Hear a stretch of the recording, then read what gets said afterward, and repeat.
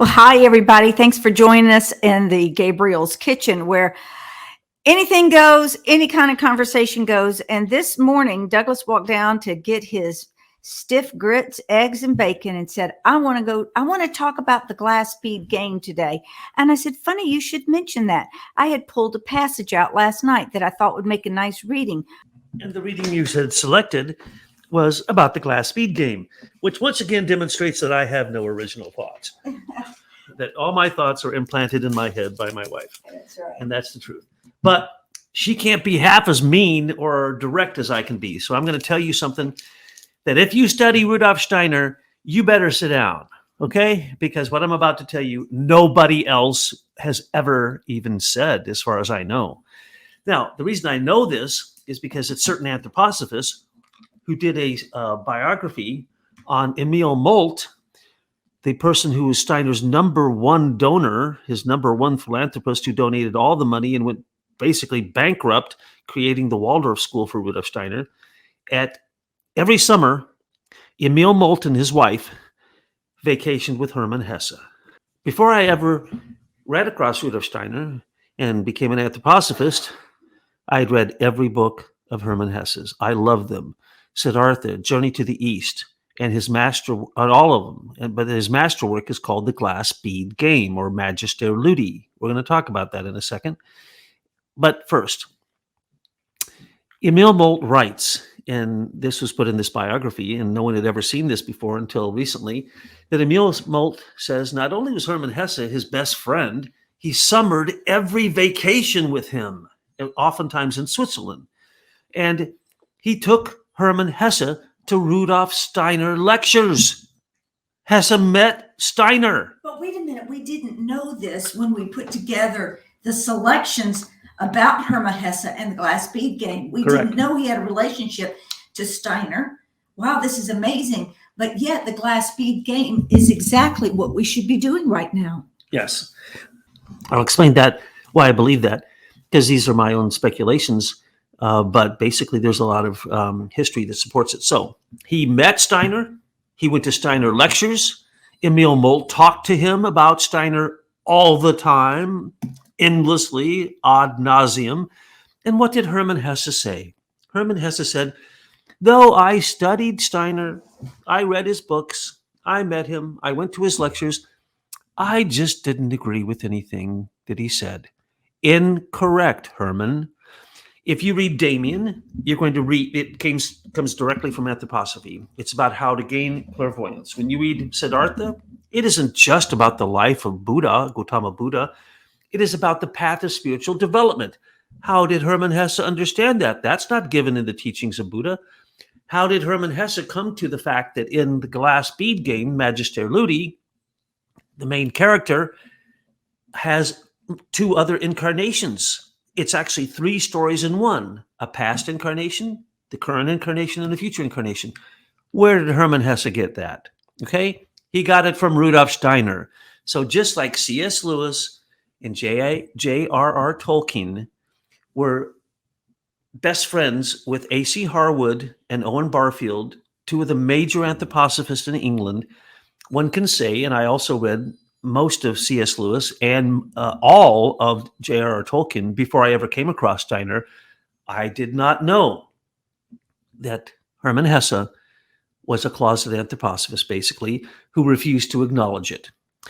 C.S. Lewis and Tolkien totally do acknowledge it. If you go close and go deeply into their biographies and you merge that with the biographies of A.C. Harwood and Owen Barfield, it is quite evident, which we recently did a thing on the Inklings to demonstrate that for you.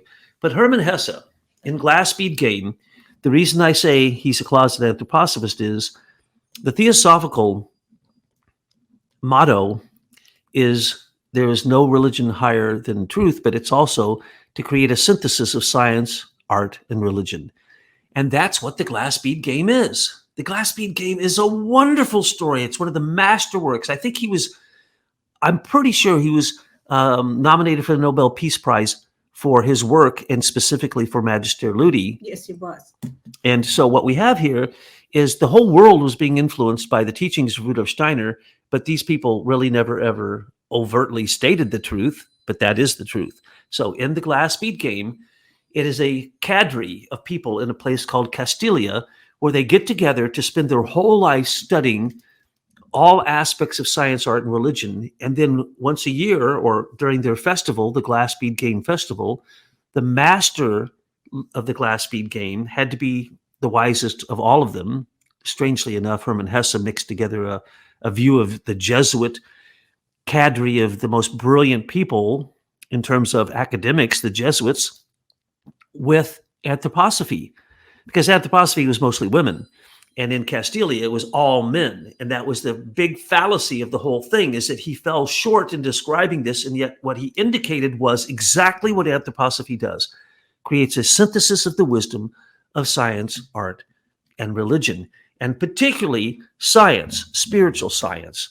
And so in this glass bead game, all the sciences, all the great masters of the different fields all came together, and they worked together to make a beautiful symphony presentation that was science, art, and religion, showing you the work of the divine manifesting in the physical world, the greatest wisdom of all, through a synthesis of every art and discipline and religion that there is.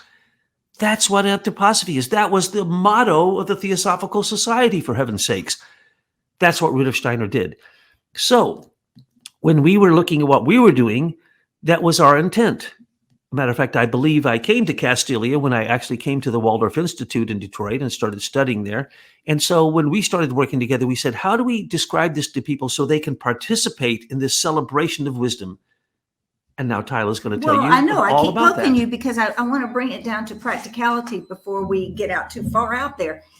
Douglas and I are professional teachers. We've been teaching ever since I had my little stuffed animals in my bedroom when I was 5 or 6 years old. I mean, it's just in us. And when you're a teacher, you're really looking to find ways for people to come to truths in the different fields, but that's what it's about. And the most powerful way to teach is through self-discovery.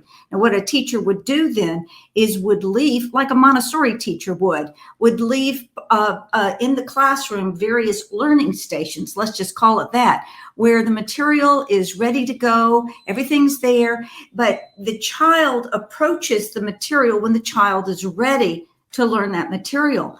And that's what we've done over our many platforms. If you've been following us since we've been on the internet since 2014, we left places for you to awaken, but you don't know that they exist until you have the consciousness to ask the questions and then to approach it. And guaranteed, we have material for you out there. It's not a way that you might have experienced teaching with the lecture approach or the teacher down approach. This is about you discovering where your consciousness leads you. And so we ask you to participate, the advanced students, because now you have entered this realm of Castalia, which is in the internet, really. This is where our learning is taking place. And Douglas and I act as the master ludi by directing. Like maybe somebody makes a really great comment or post an article that we see fits into the learning activity, we can then present it to the greater group. And so it's become this beautiful experience, just as you explained, probably more so than Hermann Hesse ever realized. And you know what? That reminds me when you talked about Siddhartha. Siddhartha was one of the first books I read, like in middle school, that awakened me to, oh my goodness, there's something more than this existence that my parents have told me about. And there it was, an early influence of anthroposophy. So when we started, we were on our spirit site. And then when I saw that Rudolf Steiner was being accused of being a racist, and he was accused of being hating women and all this horrible stuff, which is all untrue, we said, okay, I fought those people, Sotomayor and all the rest of them, on the internet, tooth and fang for years, and would get, 4,000 or 5,000 responses to articles that I would write. And I would argue back with everyone until the trolls simply were exposed to the sun and turned to stone. And then no trolls ever bother me anymore, because they know that what I'm stating, I give you the exact Steiner quotes, and then I give you a synthesis of it. Well, the synthesis is the glass bead game, Well, we realized early on after we produced a bunch of books, and particularly after Tyla produced the Gospel of Sophia trilogy, we saw that we were basically teaching a new type of anthroposophy, and we didn't want to be associated with the cult of the personality of Rudolf Steiner or the bashing of Rudolf Steiner by pseudo followers who quote Steiner and then bash Steiner and absolutely degrade him. So it just became so incongruent. I stopped fighting with all those people because they basically gave up and went away. So then I created the term neo-anthroposophy. And so together, Tyla and I have the neo-anthroposophy site, or the Temple of Wisdom, and that's what we call Over the Bridge. So we built a bridge, and the bridge was, once we did the spiritual work, we then had to integrate it, as Steiner says, with the current times and make it applicable in the world. So we went into geopolitical stuff and started writing for Before It's News and all these other things. Oh, we did all kinds of crazy things, even decoding Trump tweets. We were doing everything we could to get the attention of the smartest people out there in the internet, because we wanted you in Castilla with us, developing this model, which, if you think about it, Douglas, not only encompasses the adult learning of what truth is, you've taken it all the way back to the very beginning with your Waldorf approach. So we're teaching in this place, in the internet, that is driven with your consciousness, a place of learning for all ages. Absolutely. And it's a participatory process. Anthroposophy, unfortunately, has fallen to the old way of teaching. Gurus, teachers, supposed enlightened people telling other people what to do, which is nonsense. You need to figure it out on your own. The guru might be a nice example, like my friend the Dalai Lama. He's a wonderful example of compassion and kindness. But does he have an active glass bead game now? No, that's an ancient tradition whose time has passed. Now, you can study it because it's a very good thing. Steiner says you should study Buddhism to understand Christianity, because the 6 stages of compassion are taught in Buddhism, and the 7th stage is not a stage, it's the being of Christ, the being of love. So compassion leads to love. So you can look at all these old traditions, okay, and you can create a glass bead game that might be of the past. But if it doesn't come into the current world, and if it is not applicable, then it's basically useless. It's just something of the past. So we built a bridge. And the bridge was, if people couldn't understand what we were saying in our many books and articles, and there were, 7, 8 books, 20 ebooks, and hundreds of articles, and 1,000 podcasts. If they couldn't understand that, then we wanted to build a bridge. So we went over to the geopolitical side, and we started using anthroposophy to interpret modern events, modern current streams, the symptomology of current history as it's being created. And what did we do? We were kind of like Cicada 3301. We were trying to glean the wisest people to go across the bridge that we might get their attention on geopolitical current events. But once they realized who we were and where we're getting our inspiration, they would cross the bridge to the other side, our spirit, neo-anthroposophy, our books, and basically the glass bead game. So we invited everyone. And now we have all these people playing the glass bead game with us. We have people who do cartoons for us. We have people who do translations, people who do drawings and pictures, people who do video added content to our auditory I can't keep things. up with it. No. And it's amazing, because what is this doing? It's awakening people, and not in a linear way, because the internet, the way it works is the information is radiant. We don't pay attention. We don't care how many people are listening to us. I mean, although it's kind of nice and fun to mention a metric here or there, but if 12 of you are paying attention and are core participants in Castilla and the glass bead game, your information will radiate out to the next level, which we call the downline, much like a phone tree, until finally the internet is just a fire with the truth, but people are expressing this truth, which is the same, but they express it in a different way. For example, Mark might do a chalk drawing of what he has seen, or Michael might do a cartoon about it, or Michael McKibben might do a deep dive research on it. But we are all held together by truth. And the other great thing about this is that the enemy cannot attack any one of us because they don't know where it's coming from. They don't know how we're waking up. And once these truths are in your mind and in your consciousness, it's not going to easily be pushed aside for lies and propaganda. Yes, and in Hermann Hesse's book, The Journey to the East, again, a wonderful book. I recommend all of Hermann Hesse's books. I'm not bashing the man. I'm saying that he just sort of told the truth, that he got a little inspiration from Rudolf Steiner. A little? No. Look at Journey to the East. It is an exact picture of anthroposophy, the Anthroposophical Society. What happens? These people want to go to the East to get wisdom. And so they have this servant, like their spiritual Sherpa, who plays the flute and seems to be the humblest and lowest among them. And so they go off to the East to search for wisdom. And what happens? They all fall apart. But in the end, one character, the character that's the main character of the book, never really gives up his longing for this wisdom. And then one day, hears this flute being played. And he thinks to himself, well, that's the flute of the servant. And so he finally chases down the servant, who's not the servant at all. He's a master in a secret organization that has secret wisdom in secret books in a secret place. He's describing Rudolf Steiner to the T. Castalia, he is describing anthroposophy to a T. Damien, he's describing the path of spiritual development. And where did Hermann Hesse go during the war? To Switzerland, the same place that Rudolf Steiner went. And so it is very clear that there's many people influenced by anthroposophy, but they don't want to mention it because seems like a cult to many people, a cult of the personality, a cult of crazy spiritual wisdom, a cult of reading the Akashic Chronicles, a cult of teaching about Atlantis and Lemuria and all these things that are so far out that no, they're not far out at all. It has now been demonstrated that by, exactly as Rudolf Steiner said, looking at the flora and fauna throughout the world in architectural structures, architectural structures will take you back to Atlantis, but the flora and fauna will take you back to Lemuria. These come from the same common sources. Why are there pyramids everywhere in the world? Where did they come from? They were built on Atlantis. And when Atlantis and the many migrations as the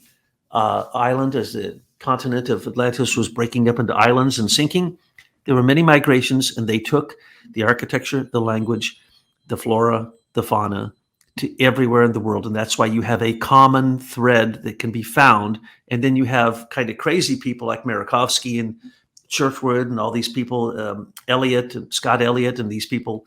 They were kind of psychic, and they said, yes, it's true. Atlantis existed, but now it's been proven. All you have to do is trace everything back to its origins, and you'll find that they go back to one central place, and then you can follow those migrations. We've given that out in the writings on Scythionis about the migrations off of Atlantis, but that's also found in the works of J.R.R. Tolkien.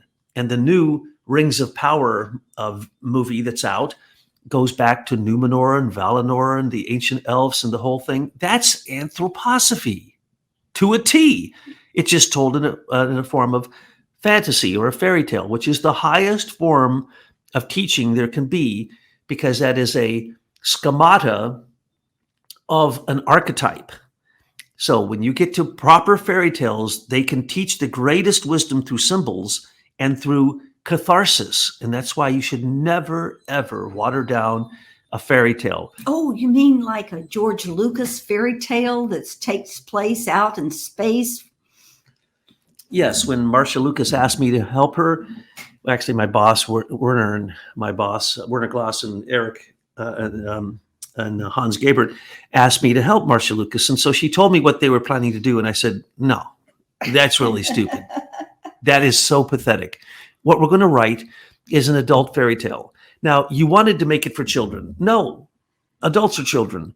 And you wanted to make it a musical with no dialogue.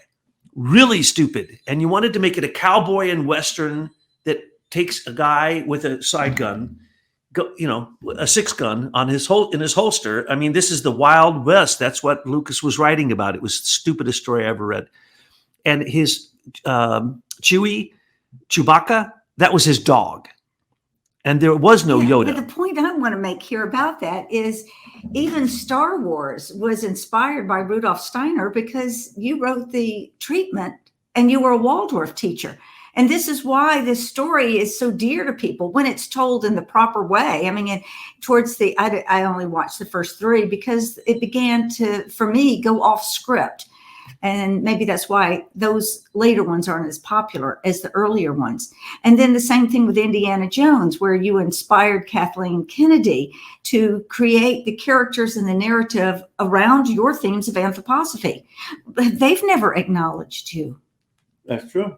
Matter of fact, the number one source for selling anthroposophic books was the place I was working when Kathleen Kennedy came to visit me personally after helping her with the 4 movies. And then I gave her the idea for a 5th movie. And she says, well, now I have to meet you. And you know what's really great is that we have the most amazing treatment that we would love for somebody to pick up one day on the Yellow Emperor and what exactly happened and why those sequoia trees are on the the west coast of California would be a fascinating tale. Well, it's already written in my head.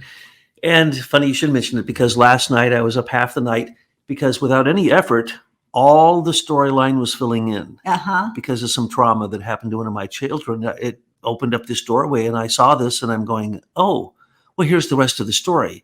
I've been saying to a few people, maybe I should write this story down because it is literally has directly to do with my children and with my spiritual transmission to my children and what Tyla and I did a long, long time ago, 4,700 years ago in California.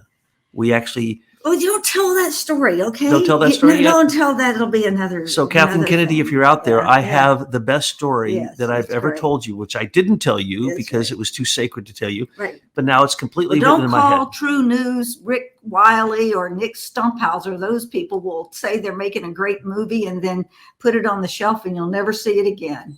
And this movie, and it should be made into a movie, will basically tell the multiple incarnations of the people who were involved in this process.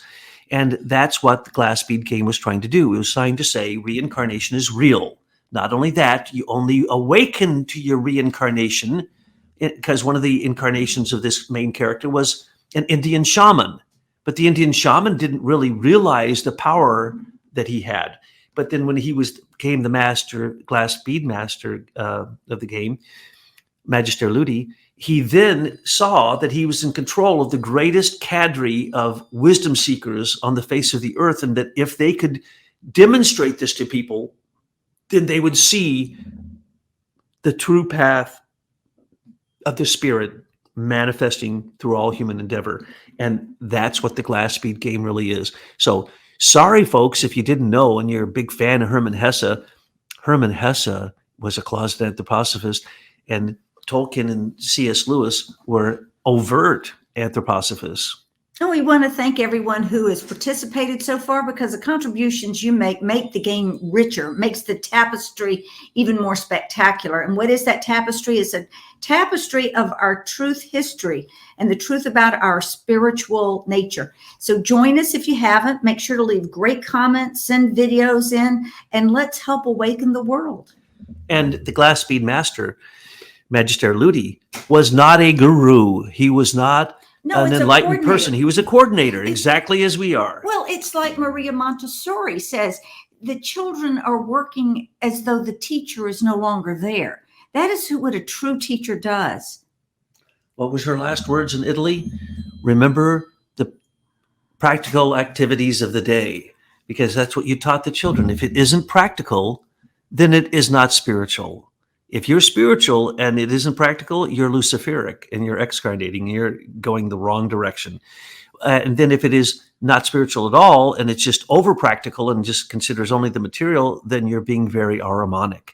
But in the middle is the ground where we all work together.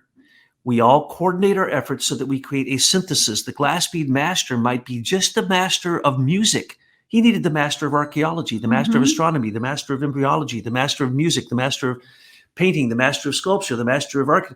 He needed all of them. Yes, and those every are you single member out there, the people in our audience, they're the masters. All we're doing is like creating an orchestra. It's like Joe Visconti. Joseph Visconti. I mean, all we do is we give him a platform. He comes up with the question.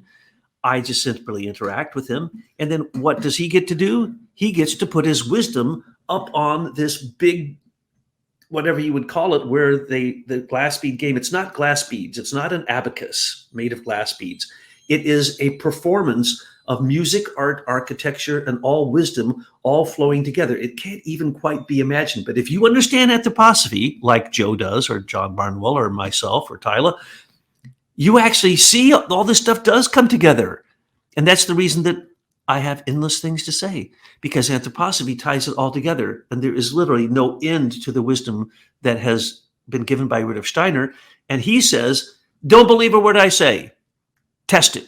See if it can be applied in the world and connected to current activities so that people will be able to literally grasp the spirit in a very real way in a synthesis of science, art, and religion.